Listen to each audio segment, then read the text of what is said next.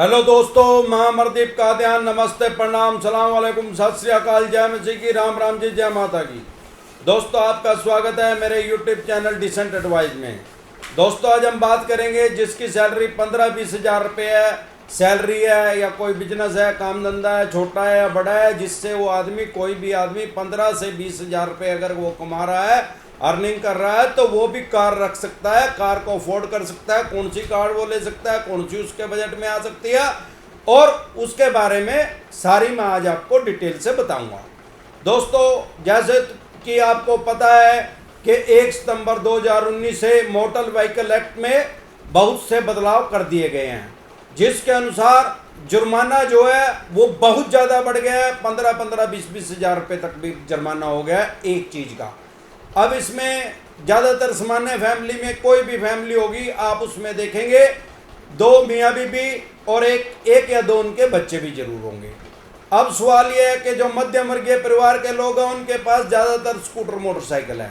अब जब scooter motorcycle है, अगर उनको कहीं जाना है, फॉर एग्जांपल मार्केट में जाना है या कहीं यार प्यारे रिश्तेदार के पास जाना है, 10-15 किलोमीटर दूर जाना है, तो वो आदमी क्या करेगा, वो बस से नहीं जाएगा और 3 व्हीलर से भी नहीं जाएगा। कोशिश करेगा तो मैं अपने वाहन से, स्कूटर मोटरसाइकिल से ही निकल जाऊं अपने बच्चों को बिठा के। अब दिक्कत परेशानी कहाँ आएगी कि जो 2 व्हीलर है उस पर सिर्फ 2 आदमी अलाउड है, तीसरे आदमी का अलाउड नहीं किया। यहाँ तक कि हम ये सोचें कि हमारा तो एक ही बच्चा है, ये है ही 2-3 साल का, इसमें कोई फर्क नहीं पड़ेगा, वो भी अलाउड नहीं है, वो भी इनलीगल है सरकार की नज़रों में। उसमें भी आपका 10 हज़ार रुपये तक का चालान कट सकता है। आपने 2 उठा लिए तो उससे भी ज़्यादा इनलीगल कर लिया। अब सवाल यह है कि भाई कोई आदमी बाहर जाएगा, कहीं पे यार प्यारे रिश्तेदार में या मार्केट में जा रहा है, उसका 2-3 साल का बच्चा है और वो उसके पेरेंट्स उसके पास नहीं रहते, तो अपने 2-3 साल के बच्चे को कहाँ छोड़ के जाएगा? उसको 2 व्हीलर पे ही लेके जाना पड़ेगा। 2 व्हीलर पे लेके जाएगा तो सरकार की नज़रों में वो गलत कर रहा है। और आजकल ज़्यादातर सारे शहरों में, हमारे शहर में भी HD कैमरे लग रहे हैं, ऑटोमेटिक कैमरे लग रहे हैं, वो चालान काट के आपके घर भेज देंगे, क्योंकि आपका गाड़ी का नंबर आपके आगे लिखा हुआ है। तो इसका समस्या का समाधान क्या है?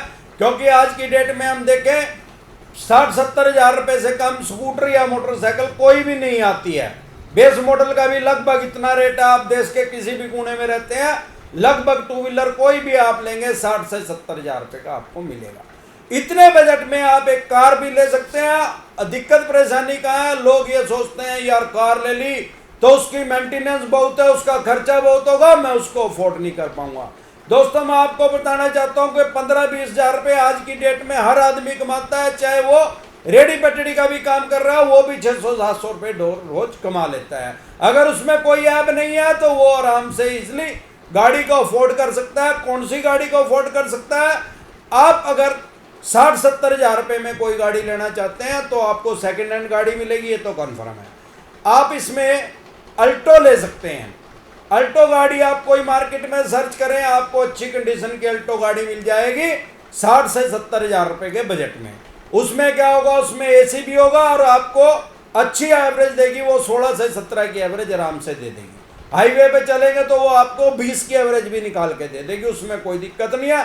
और उसमें इतनी ज़्यादा मेंटेनेंस नहीं है। उसकी मेंटेनेंस को हम ऐसे भी समझ सकते हैं कि आपके पास अभी 2 व्हीलर है, वो 4 व्हीलर है, तो आपका खर्चा 2 पहियों का जितना खर्चा है, खर्चा तो इसमें भी है, मेंटेनेंस तो इसकी भी है, इंश्योरेंस भी करवाना पड़ रहा है, सर्विस भी करवानी पड़ रही है, छोटी मोटी कोई टूट फूट भी होती है। अब इसमें क्योंकि 2 पहिए, अब हम बात कर रहे हैं 4 पहियों की।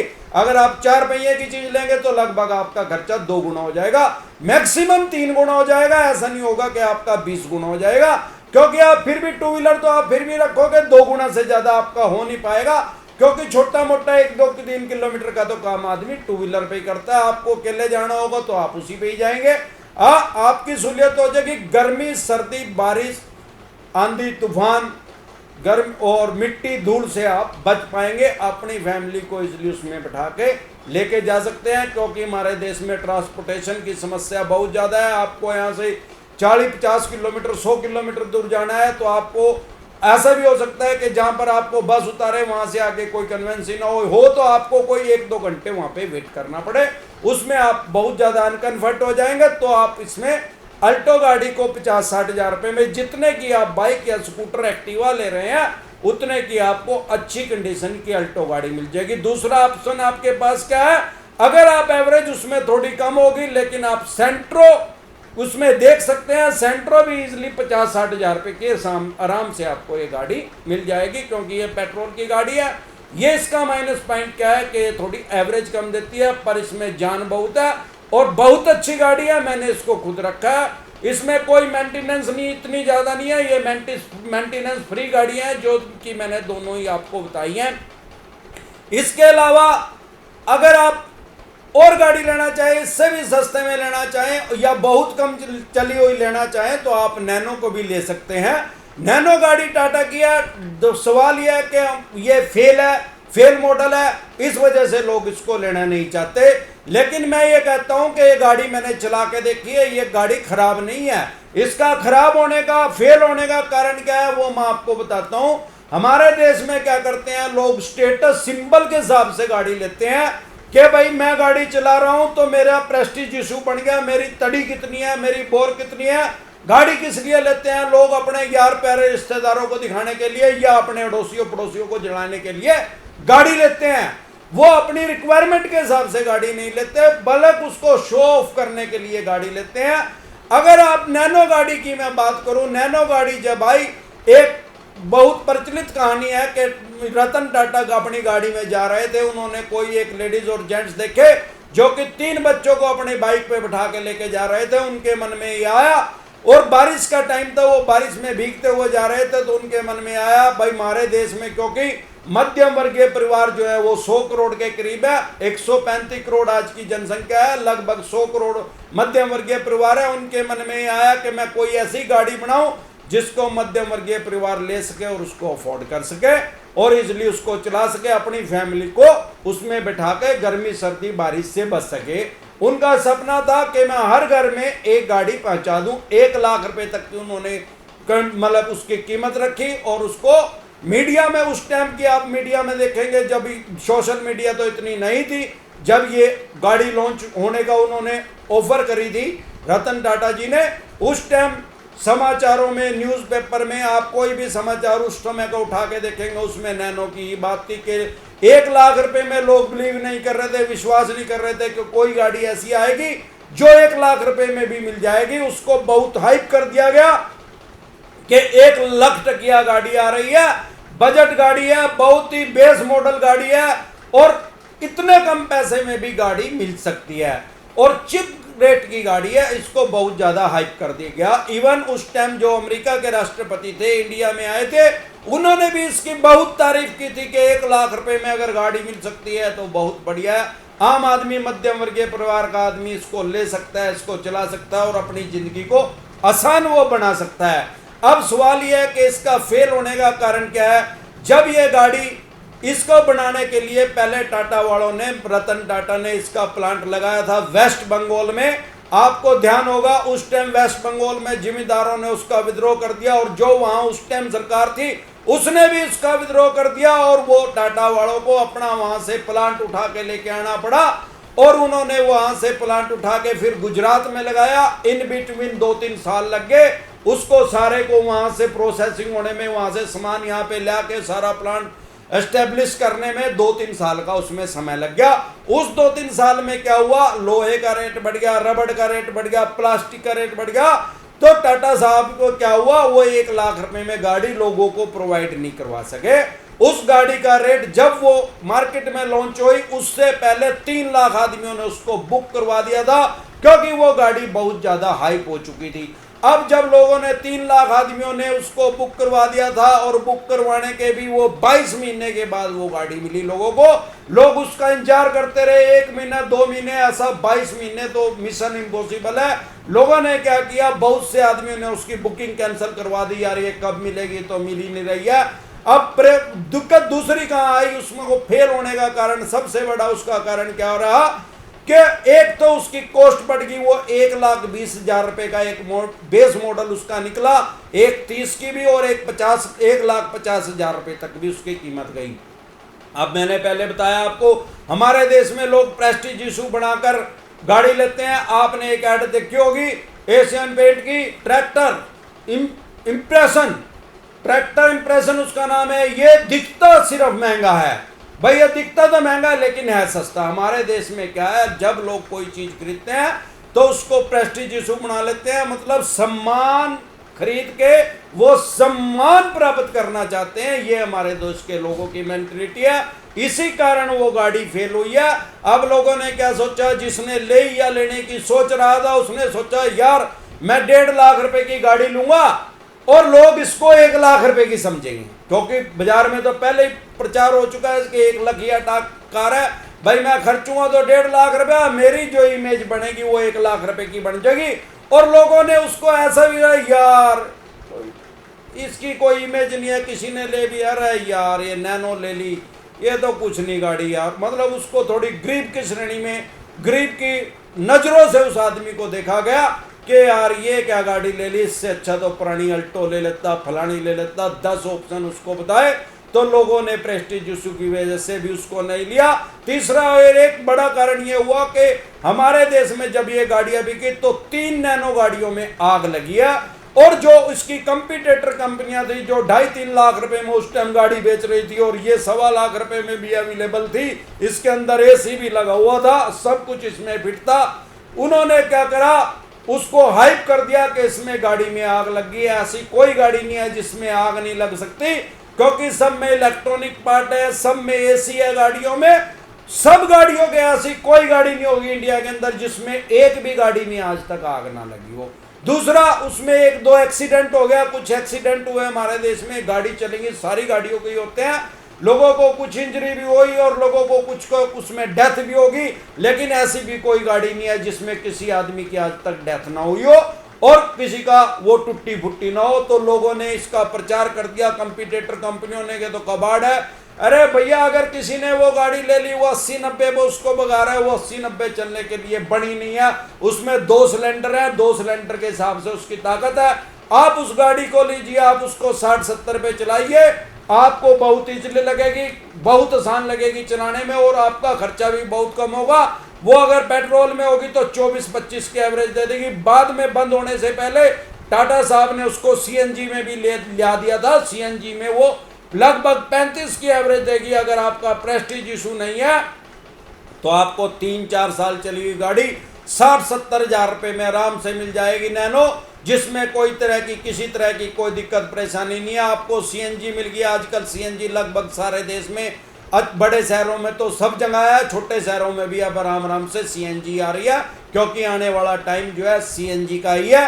तो आप वो गाड़ी लेके इजिली उसको चला सकते हैं, उसका मेंटेनेंस का इतना ज्यादा खर्चा नहीं है। अगर आपने प्रेस्टीज इशू नहीं बनाना है तो मेरे हिसाब से नैनो से बढ़िया कोई गाड़ी नहीं है। 2 सिलेंडर है, एवरेज बड़ी अच्छी है, एसी भी अच्छा काम करता है और 5 सवारी की है, आराम से उसमें 5 आदमी बैठ के आराम से इजिली उसमें जा सकते हैं। बस आपको ध्यान क्या रखना है, अगर आप इस बजट में गाड़ी ले रहे हैं या इससे आप 1.5 लाख रुपए तक की भी कोई गाड़ी ले रहे हैं तो आपको कभी भी डीजल की गाड़ी नहीं लेनी है इस बजट में। इस बजट में 70-80-90 हजार रुपए में डीजल की गाड़ी भी आपको बहुत सी मिलेगी। आपको फिएट मिल जाएगी, लीनिया मिलेगी, आपको पुंटो मिल जाएगी, आपको बहुत सी गाड़ियां मिल जाएंगी, लेकिन आपको एक गलती कभी नहीं करनी है। अगर आपको इस बजट में गाड़ी लेनी है तो आपको सिर्फ और सिर्फ पेट्रोल की गाड़ी लेनी है या सीएनजी की गाड़ी लेनी है, क्योंकि आप अल्टो या सेंट्रो लेंगे अगर इस बजट में लेंगे तो वो लगभग 8-10 साल चली हुई गाड़ी आपको मिलेगी। अगर आपने 8-10 साल चली हुई गाड़ी डीजल की ले ली तो भैया डीजल की गाड़ी का बुढ़ापा बुरा होता है, ये कहावत आप किसी मिस्त्री से पूछ के देख लो, चाहे वो मर्सिडीज हो, ऑडी हो, बुगाडी हो, कोई भी गाड़ी हो, डीजल की गाड़ी का बुढ़ापा हमेशा बुरा होता है। पेट्रोल की गाड़ी कभी बुढ़ी नहीं होती, उसको कोई फर्क नहीं पड़ता, उसकी टाइम पे मेंटेनेंस हो। सिर्फ 3 खर्चे होते हैं गाड़ी में, कोई भी गाड़ी आप ले लो, आप सबसे पहले उसका खर्चा होगा इंश्योरेंस का, दूसरा होगा उसका सर्विस का, तीसरा होगा उसका थोड़ा बहुत मेंटेनेंस का।